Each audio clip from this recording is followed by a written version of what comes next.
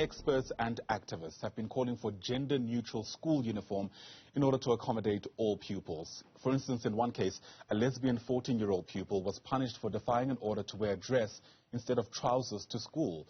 For more on this, let's bring in our guest. Basic Education Department spokesperson is Elijah Mhlanga. Also joining us is the founder of Access Chapter 2, that's Steve Letsike, who also happens to be a queer activist. To both our guests, thanks very much indeed for your time.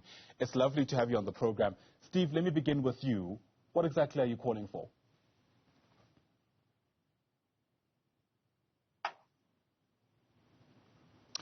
Steve, I'm told that you might have muted your mic. Perhaps let's get that sorted out so we can capture everything you have to say. Can you hear me? There you are. There you are. Please start your response from the beginning if you can.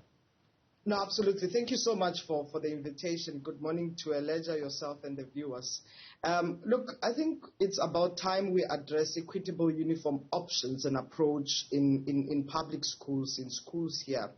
Because this is really about how we support an immediate environment, physical and social needs of all children in the school setting that does not disrupt the school learning. When students wear uniforms they don't feel comfortable about, the likelihood of their leaving school early or being disengaged from learning increases. And I think the idea call should be having options that include both pants, skirts, and zero tolerance of any bullying of any student for that matter. So a gender-neutral option that is inclusive will be helpful.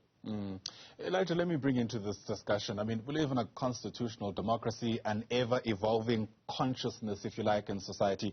How much attention is this getting from the department? Good morning, Ayanda. Well, and good morning to Steve as well. It is getting attention. It was never an issue in the system because there were no concerns raised or issues raised regarding this matter. But as soon as people started reporting their concerns in schools and how they are being treated, we started giving it attention. And we started raising awareness among our schools, school principals in particular, to manage their schools, taking into account the differences that exist, but also the choices that people have to make, and that everyone must be accommodated. So we are working on it, and it's something that we are going to continue to talk about in schools, because we have a situation where some people have their own beliefs, and those beliefs interfere with the work that they do in a democratic environment where people's right to choice must be respected. Yeah, and on that, I mean, what sense are you getting from some of the schools you engaged? I mean, is there an appetite to make these policy changes? Well, it's not about appetite, it's about doing the right thing, whether you like it or not. The Constitution is there. It reigns supreme in this instance. Every one of us need to align our policies to that.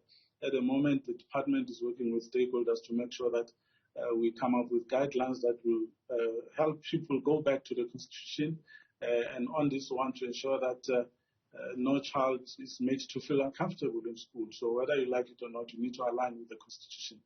It sounds like the department is taking quite a hard line on this issue, and perhaps rightly so. Is that your approach to it, the fact that there's going to be a directive that comes from government, and quite frankly, schools should fall in line no matter where they are, even insofar as their own sentiment towards the issues that are ventilated throughout this policy change? Absolutely, it's that, and it's not just this one. It on other issues as well. We launched the learner pregnancy, the prevention of pregnancy among learners last week. That policy has had to come in place also because people were using their beliefs to chase away children from having to continue with school because they're pregnant, or their education would be disrupted because they've been stigmatized in school. So we are saying you can't do that. And in the policy, we make it very clear that the children have the right to education.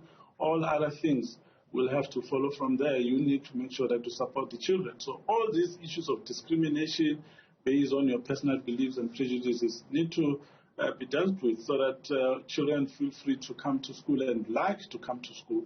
Because when we create an environment like that, then you will see fewer people dropping out of school, because there are so many reasons that make people feel uncomfortable to the point of leaving school, and we can't afford that as a country.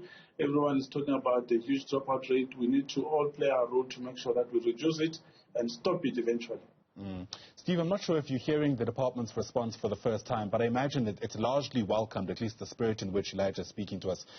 But it mustn't be lost to us that making schools a whole lot more inclusive doesn't solve all our problems, because by and large, depending on where you are in this country, we still live in a relatively homophobic society.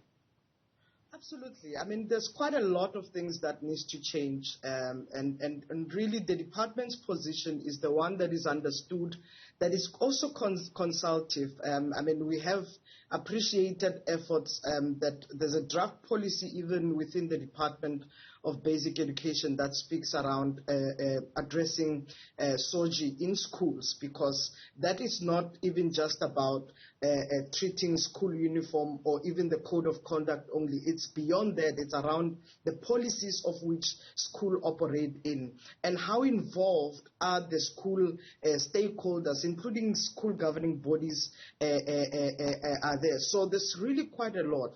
But I think there's some perspective that we need to even give a little bit of investment on, because you would understand that this homophobia and transphobia that we've been dealing with years after years, it's been a system of oppressiveness and marginalization in school that have actually wrought injustices for a lot of young people who've been through the school system. And I think the catalyst approach is what the department is doing, and which we appreciate, because they are working with quite a lot of stakeholders to really dismantle the very same systems at the same time.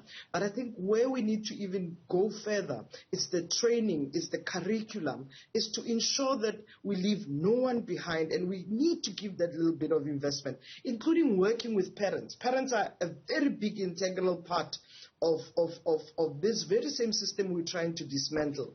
And we cannot leave those parents behind, because we need to then say, what are the things we need to unlearn? What are the teachings we need to depart with? Whether it's a responsibility of the department or not, can the department also bring other stakeholders on board, social development and so forth? The same way we have actually dealt with HIV response, with teenage pregnancy. I think it's quite impressive how the department has moved with it. One of the key elements that is contested even within the school system, it's even the comprehensive sexuality education. I think there's a lot of misunderstanding that even goes beyond that. People think, it's really about something else, and leaving the complex of development of a child. So even this school uniform, where we're saying we should not characterize or categorize uniform option by the type rather than the gender, where we find the system operates under right now. We should enforce uniform standards that are equal regardless of gender equality. We should think about the dynamics, even about the hair, all of these politics that we've seen coming out in school, religion and so forth. So all these are social issues, which then means the schools, if the policy of school uniform says that the schools will determine, but the schools must not treat others unequal, we have to then look at ways on how to create that very same flexible, inclusive, but yet an enabled environment that does not discriminate anybody. Right. And I think that's where we are. I'm so glad you brought up the issue of the hair, because my understanding is that in some schools as we speak, there is a very gendered approach to, for instance, even the length of your hair. And now very legitimate questions are being asked about how useful that is. But Steve, let me stay with you. I'm sure you know the well-rehearsed arguments from those parents and other stakeholders who are skeptical about having these kind of policy changes. Among the long list of arguments being made is that there are other priorities we should be focusing on. In fact, I have a tweet here from San Fram, who's tweeted as we're speaking, saying that, would it not be better to first sort out pit toilets? What's your response to that?